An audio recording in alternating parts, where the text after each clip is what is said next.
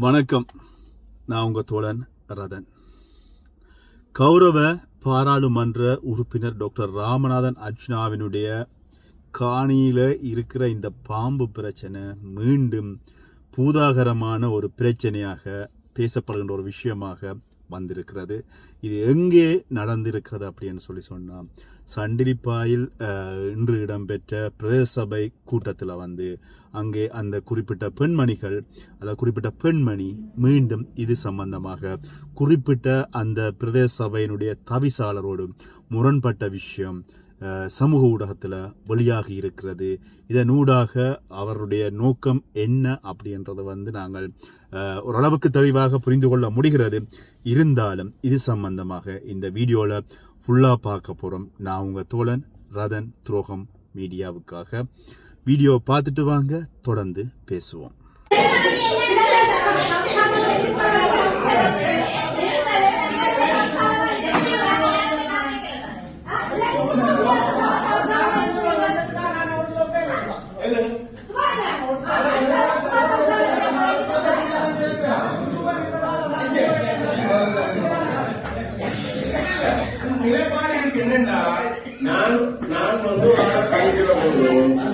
ஒரு அரசு உத்தியோகர் ஒரு விஷயத்தை கடமைக்கு ஆபத்தும் இல்லாத நான் கொடுக்க வேண்டும். ஆனால் இங்கு ஆபத்து தெரியுது. கொஞ்சம்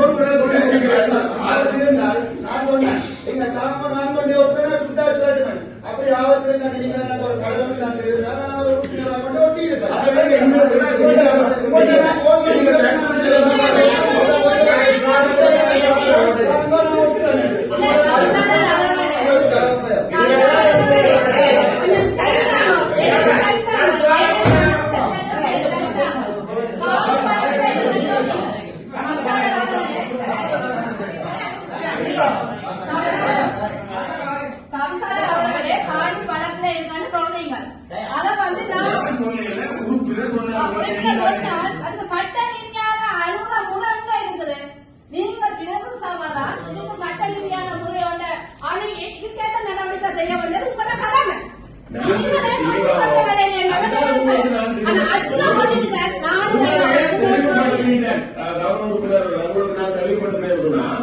நோட்டீஸ் ஒட்டுவதை விட பலமான தெரியப்படுத்தல ஒரு வட்டார உறுப்பினர் நீங்கள் இங்கு மீடியாவே சொல்லிட்டீங்க.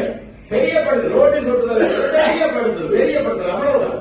இந்த காணி இப்படி தீர திருமணம் செய்யப்பட்டது இடையூறு தெரியப்படுத்துதல். அவர் நீங்க மீடியா தெரியப்படுத்தி அதை அவர்தான் செய்யப்படும் உடனடியா போலீஸ்ல பிரச்சனை. வீடியோ பார்த்துருப்பீங்க. பெரிய ஒரு போர்க்களமே பாராளுமன்றம் தான் வருகிறது. பிரதேச சபையில் இடம்பெற்றிருக்கிறது. குறிப்பிட்ட அந்த பெண்மணி யார் அப்படின்ற விடயங்கள் எல்லாமே உங்களுக்கு ஏற்கனவே தெரிஞ்ச விஷயங்கள். டாக்டர் ராமநாதன் அர்ச்சுனாவோடு கடந்த ஒருங்கிணைப்பு குழு கூட்டத்துக்கு முதல் இடம்பெற்ற ஒருங்கிணைப்பு குழு கூட்டம் நினைக்கிறேன். அதில் முரண்பட்ட அந்த பெண்மணி அதுக்கப்புறமாக கடந்த ஒருங்கிணைப்பு குழு கூட்டம் சண்டிலிப்பாய் டிசிசி கூட்டங்களில் இடம்பெற்றது. அதில் எந்த பிரச்சனையும் இல்லை. இந்த டாக்டர் ராமநாதன் அர்ச்சுனா அவர்களினுடைய காணியில இருக்கிற பாம்பு சம்பந்தமான பிரச்சனையை கொண்டு வந்தது மட்டுமில்லாமல் எதற்காக டாக்டர் ராமநாதன் அர்ச்சுனா அவர்களுடைய காணியில ஸ்ரெட் நோட்டீஸ் ஒட்டல அப்படின்றது இப்ப குறிப்பிட்ட பெண்மணி தவிசாளர் அவர்களிடம் பிரதேச சபையோட உறுப்பினராக இருக்கலாம் நினைக்கிறேன். அவங்க தவிசாளரிடம் முன்வைக்கிறாங்க. அதுக்கு ஆதரவாக ஒரு சில உறுப்பினர்கள் அந்த குறிப்பிட்ட பெண்மணிக்கும் தெளிவாக சொல்றாங்க. அதே மாதிரி அந்த வீடியோ ஃபுல்லா பெரிய ஒரு வீடியோ, கிட்டத்தட்ட 1/2 மணி நேரத்துக்கு மேற்பட்ட வீடியோ. அதில் பார்க்கின்ற பொழுது இன்னும் ஒரு சில உறுப்பினர்கள் கடந்த டிசிசி கூட்டத்தில் டாக்டர் ராமநாதன் அர்ச்சுனா அவர்கள் அந்த பிரதேச சபை உறுப்பினர்களிடம் தெளிவாக சொல்லியிருக்கார். இந்த காணி வழக்கு நடந்து கொண்டிருக்கிறது. இதுக்குள்ள நான் கூட உள்ள போக முடியாது. நீதிமன்றத்தினுடைய அனுமதி பெற்று நான் இந்த காணியை துப்புரவு செய்து தருகிறேன் அப்படின்ற விஷயத்த டாக்டர் அன்றைக்கு சொல்லியிருந்தார். அதை உறுப்பினர்களும் தெளிவுபடுத்தியிருந்தாங்க. இதுக்கப்புறமும் மீண்டும் குறிப்பிட்ட தவிசாளரோடு குறிப்பிட்ட அந்த பிரதேச சபை உறுப்பினர் முரண்படுகிறாங்க. ஏன் நீங்கள் டாக்டர் ராமநாதன் அர்ச்சுனா அவர்களுடைய காணியில நோட்டீஸ் ஒட்டல அப்படின்னு சொல்லி. அதற்கு அந்த தவிசாளர் சொல்றார், நான் இது சம்பந்தமா என்னுடைய அந்த நோட்டீஸ் ஒட்டுகின்ற அரசு அதிகாரிகளும் சொல்கின்ற பொழுது அவர்கள் டாக்டர் ராமநாதன் அர்ச்சுனா அவர்களுடைய காணி என்று சொன்னால் நாங்கள் ஒட்ட வர மாட்டோம் அப்படின்னு சொல்லி தங்களுக்கு வந்து டாக்டர் வந்து அந்த என்னுடைய காணியில் கை வைச்சால் தான் சுடுவேன் அப்படின்னு சொல்லியிருக்கிறார் சமூக வலைத்தளங்களில். அதனால் நாங்கள் அங்கே போக மாட்டோம், எங்களுக்கு உயிரச்சுறுத்தல் இருப்பதாக குறிப்பிட்ட அந்த தவிசாளர் ஒரு கருத்தை முன்வைக்கிறாரு. மீண்டும் அந்த பெண்மணி நீங்கள் இப்படி சடைஞ்சு கொண்டு போக முடியாது, அப்படி டாக்டர் செய்ய மாட்டார், செய்வதற்கான அதிகாரம் இல்லை, நீங்கள் எதுக்காக பயப்படுறீங்க, போலீசாரை கூட்டிக் கொண்டு போயிட்டு ரெட் நோட்டீஸ் ஒட்டுங்கோ அப்படின்னு சொல்லி குறிப்பிட்ட பெண்மணி மீண்டும் ஒரு விடயத்தை வந்து அந்த தவிசாளருக்கு முன்வைப்பது மட்டுமில்லாமல் அந்த பிரதி தவிசாளர் அவர்கள் வந்து டாக்டர் ராமநாதன் அர்ச்சுனா அவர்களுக்கு சமாளித்து போவது அல்லது அவருடைய கருத்தை ஏற்று போகின்ற மாதிரி நடக்கிறார் அப்படின்னு சொல்கின்ற பொழுது பிரதி தவிசாளர் வந்து சொல்றாரு, அவர் வந்து சொன்ன விஷயம் எங்களுக்கு தெரியாது, குறிப்பிட்ட காணி வந்து வழக்கில் இருக்கிறது, அதனால தான் அதை துப்புரவு செய்ய முடியவில்லை அப்படின்ற விஷயம் எங்களுக்கு தெரியாது, அந்த இந்த பெண்மணியும் வந்து டாக்டர் தெரியாமல் சொல்லிவிட்டாங்க அப்படின்னு சொல்லி கடந்த டிசிசி கூட்டத்தில் நான் சொன்னேன் அப்படின்றது அந்த பிரதி தவிசாளரும் வந்து சொல்கிறாரு. ஆனால் அந்த இருக்கின்ற உறுப்பினர்கள் கூட இந்த காணி பிரச்சனை அல்லது இந்த காணிக்குள்ள இருக்கின்ற பாம்பு பிரச்சனை சம்பந்தமாக டாக்டர் அவர் தன்னுடைய காணியை நான் நிச்சயமாக நான் திருத்துகிறேன் அப்படின்னு சொல்லுறார். நாங்கள் ஒரு சிநேகித பூர்வமாக அவருக்கான காலத்தை கொடுக்கலாம் அப்படின்ற விஷயத்தையும் அதே மாதிரி அந்த உறுப்பினர் இன்னொரு விஷயத்தை சொல்லியிருந்தாரு.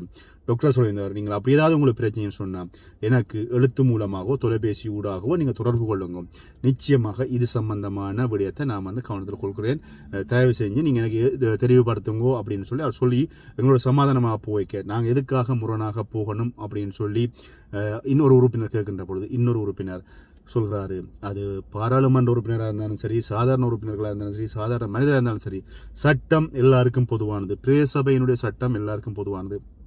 எல்லாருடைய காணிலையும் வந்து நோட்டீஸ் ஒட்டுவது போல டாக்டர் ராமநாதன் அர்ச்சுனாவுடைய காணியிலும் வந்து நோட்டீஸ் ஒட்டணும் அப்படின்ற கருத்தை முன்வைக்கிறாங்க. இதன் பொழுது அந்த தவிசாளர் வந்து பார்க்கலாம், டாக்டர் ராமநாதன் அர்ச்சுனா அவர்கள் தன் காணியை திருத்துகிறேன் அப்படின்னு சொல்கிறாரு. தான் வந்து அதுக்கான சட்ட நடவடிக்கை அதாவது நீதிமன்றத்தை நாடி அதுக்கேற்ற வகையில் நான் அந்த காணியை திருத்துகிறேன்னு சொல்லியிருக்காரு. கொஞ்சம் பொறுத்திருப்போம், அப்படி செய்யாத பட்சத்தில் வந்து நாங்கள் அதுக்கான நடவடிக்கை எடுக்கலாம் அப்படின்னு சொல்லி தவிசாளர் அந்த விஷயத்தை வந்து ஓரளவுக்கு சமாதானமாக உறுப்பினர்களுக்கு இடையில பிரச்சனை இல்லாமல் கொண்டு போகிறாரு. இதில் இன்னொரு விஷயத்தை கவனிக்கணும், அதில் வந்து ஒரு நபர் ஒருவர் நீங்கள் அந்த வீடியோ வந்து பார்த்தீங்கன்னா அந்த ஒரு குறிப்பிட்ட சகோதரர் பயந்துருக்காரு. அந்த வீடியோ ஒரு நபர் ஒருவர் வந்து தவிசாளர் உங்களை டாக்டரை திட்டினாலும் சரி அல்லது இங்கே இருக்கிற உறுப்பினர்கள் வரை திட்டினாலும் சரி அல்லது வந்து இந்த அந்த கட்சியாக இருக்கலாம் இந்த கட்சியாக இருக்கலாம் அவராக இருக்கலாம் இவராக இருக்கலாம் யாராகவும் இருக்கலாம், இந்த உறுப்பினர்களுக்கிடையே ஏதாவது பிரச்சனைகளை யார் உண்டு பண்ணினாலும் நாம் வந்து அவர்களுக்கு எதிராக குரல் கொடுப்பேன், நீங்கள் என்னென்ன நோட்டீஸை தாங்க நான் கொண்டு ஒட்டுகிறேன் அப்படின்னு சொல்லி டாக்டர் ராமநாதன் அர்ச்சுனாவுக்கு முரணான மாதிரி ஒரு சில கருத்துக்களை சொல்கின்ற நபர்களையும் வந்து காணக்கூடியார்கள். ஆக மொத்தத்தில் கூட்டி கழிச்சு பெருக்கி பிரித்து பார்த்தா இதுக்குள்ள வந்து ஏதோ ஒரு சில கட்சிகள் அதாவது வந்து பார்த்தீங்கன்னு சொன்னால் அதில் இன்னும் ஒரு நபர் சொன்ன விஷயம் வந்து கவலைக்குரிய ஒரு விஷயமா இருக்குது. டாக்டர் ராமநாதன் அர்ச்சுனா அவர்கள் பிரதேசவாதம் கதைக்கிறார் அப்படின்ற ஒரு கருத்தை சொல்றாரு.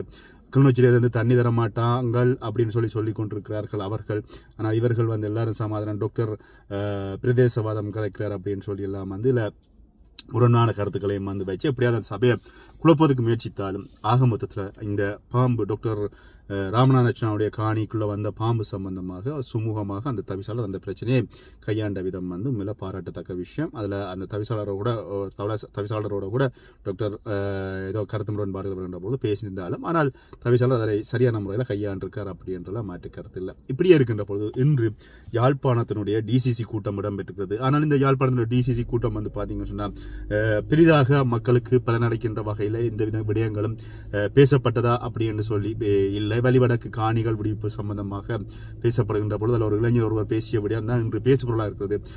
அந்த இளைஞர் வந்து தங்களுடைய காணிகளை எப்போ விடுவிப்பீங்கள், அது மட்டுமில்லாமல் தங்களுடைய அந்த மாதா கோயிலுடைய திருப்பலி பூசைகளுக்கு வந்து இராணுவத்தினர் அனுமதி தருகிறார்கள் இல்லையா அப்படின்றது மட்டுமில்லாமல் வழிவடக்கில் இருக்கிற காணிகளில் இராணுவத்தினர் விவசாயம் செய்கிறார்கள், தங்களுடைய உற்பத்திகளை விற்பனை செய்வதால் அங்கிருக்கின்ற மக்கள் பாடுகிறார்கள் என்னும் ஒரு சில காலங்களில் அங்கிருக்கிற மக்களுக்கு இது பெரிய ஒரு இழப்பாக இருக்கும். அதனால் எங்களை காணிகள் எப்போ விடுவிப்பீங்க அப்படின்னு ஒரு பிரச்சனையை முன்வைக்கின்ற பொழுது அவரை தனிப்பட்ட ரீதியில் வந்து அமைச்சர் சந்திக்க சொன்னதாக ஒரு விஷயம் அந்த இளைஞர் சொல்கிறார். தன்னுடைய உயிருக்கு அச்சுறுத்தல் வருகின்ற வகையில் இவர்கள் இவ்வாறு தன்னை தனிப்பட்ட ரீதியில் கதைக்க சொல்கிறார்கள் அப்படின்னு சொல்லியும் நீங்கள் இதனை வந்து பொது வழியில் சொல்லுங்க அமைச்சர் அவர்கள் அப்படின்னு சொல்கின்ற பொழுது அமைச்சரும் மற்ற உறுப்பினர்கள் எல்லாருமே கடந்து போகின்ற பொழுது குறிப்பிட்ட இளைஞர் அமைச்சருக்கு எதிராக நீங்கள் பொது வழியில் கதைக்க மாட்டீங்க, அது மட்டும் இல்லாமல் ஒரு சில வார்த்தைகளை விடுகின்ற விஷயமும் காணக்கூடியது. அதே மட்டும் இல்லாமல் இன்னும் ஒரு விஷயம், இந்த 193 ஆசிரியர்களினுடைய இடமாற்றம் சம்பந்தமாக ஆளுநர் தன்னிச்சையாக ஒரு முடிவை எடுத்து செயற்படுகின்ற பொழுது அந்த இடத்துல வந்து ஆளுநர் எடுத்த முடிவு வந்து தவறான முடிவு அப்படின்னு சொல்லி வந்திருக்கின்ற பொதுமக்களோடு சேர்ந்து பாராளுமன்ற உறுப்பினர் ரஜீவன் அவர்களும் வந்து அது புலையான விடயம், அது சரியான முறையில் பயன்படுத்த வேண்டும், எல்லாமே வந்து சர்க்குலருக்கு ஏற்ற மாதிரி நடக்க வேண்டும். ஆனால் அதை மீறி நடக்கின்றது வந்து ஏற்றுக்கொள்ள முடியாது. இதனால் குறிப்பிட்ட ஆசிரியர்கள் பாதிக்கப்படுகிறார்கள், மன ரீதியாக உள ரீதியாக பாதிக்கப்படுகின்ற விடயங்களையும் வந்து பாராளுமன்ற உறுப்பினர் ரஜீவன் அவர்கள் வந்து அதில் முன்வைச்சத ஒரு விஷயம் காணக்கூடியது. அதுக்கப்புறமாக கூட்டங்கள் நிறைவு பெற்றதுக்கு அப்புறமாக ஊடகங்களை சந்தித்து பேசிய அமைச்சர் அவர்கள் வந்து ஒரு கருத்தை முன் வச்சிருந்தார். இனி வருகின்ற காலங்களில் டிசிசி கூட்டத்தில் ஊடகங்களையோ அல்லது வந்து யாருமே வீடியோ ஒளி பதிவு செய்வதை வந்து தடை செய்ய போகிறோம் அப்படின்ற ஒரு கருத்தை வந்து தடை செய்வதற்கான முயற்சிகள் செய்யப்படுவதாக சொல்லப்படுகிறது. இந்த இடத்துல வந்து நாங்கள் ஒரு ஊடகங்களில் பயணிப்பவர்களாக ஒரு ஊடகத்தினுடைய கழுத்து நெரிக்கப்படுகிறதா அப்படின்ற ஒரு விஷயம் வந்து பார்க்கப்படுகிறது.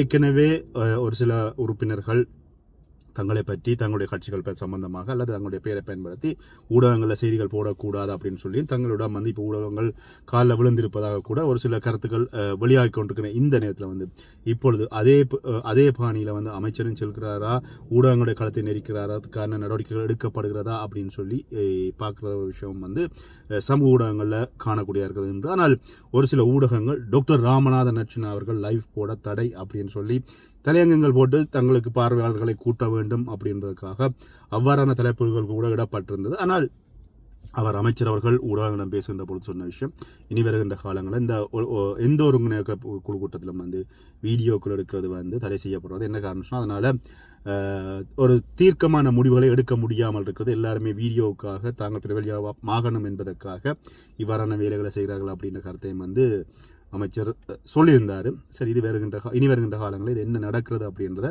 நாங்கள் பொறுத்திருந்து பார்ப்போம். இது சம்பந்தமாக உங்களுடைய கருத்துக்களை பகிர்ந்து கொள்ளுங்க.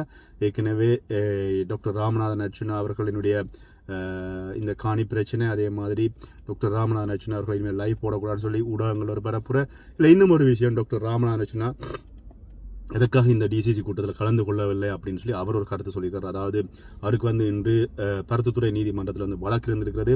இந்த வழக்கை கருத்தில் கொள்ளாமல் இந்த டிசிசி கூட்டத்துக்கான நேரத்தை தங்களுக்கு ஏற்ற வகையில் அவர்கள் ஒழுங்குபடுத்தியிருந்தார்கள். இது சம்பந்தமாக சரியான ஒரு எங்களுடைய நேரங்களை கருத்தில் கொள்ளாமல் டிசிசி கூட்ட நேரங்கள் ஒழுங்கமைக்கப்பட்டதனால தன் பருத்தித்துறையிலிருந்து அதனுடைய நீதிமன்றத்தினுடைய வழக்கு முடிஞ்சு டிசிசி கூட்டத்துக்கு போக முடியவில்லை. 1:30க்கு தான் பகல் 1:30க்கு பிறகுதான் எனக்கு அந்த நீதிமன்றத்தினுடைய விசாரணைகள் முடிந்தது அப்படின்னு சொல்லப்பட்டது. ஆனால் அதில் ஒரு சில கருத்துக்களை கீழே பார்க்கின்ற பொழுது ஒரு சிலர் மிக கவலையோடு சொல்லியிருந்தாங்க, டாக்டர் நீங்கள் வருவீங்கள், நிறைய விடயங்கள் கதைப்பீங்கள், நிறைய விஷயங்கள் வெளியில் வரும் அப்படின்னு சொல்லி பார்த்து கொண்டு வந்துடுறாங்க, நீங்கள் வரல அப்படின்னு சொல்லி ஒரு சில டாக்டருக்கு சார்பாக அல்லது டாக்டர்னுடைய வருகைக்காக எதிர்பார்த்து காத்திருந்தவருடைய அந்த வலியும் வந்து அந்த கீழே இருக்கின்ற கொமெண்டுகளில் பார்க்கக்கூடிய இருந்தது. இவைதான் இன்றைய இந்திய நாளில் வந்து டாக்டர் சம்பந்தமாகவும் இந்த எங்களுடைய வடபகுதியில் இடம்பெற்ற இந்த டிசிசி கூட்டங்கள் சம்பந்தமாகவும் இடம்பெற்ற செய்திகளாக இருக்கிறது. இது பற்றிய கருத்துக்களை என்னோடு பகிர்ந்து கொள்ளுங்கள். நன்றி.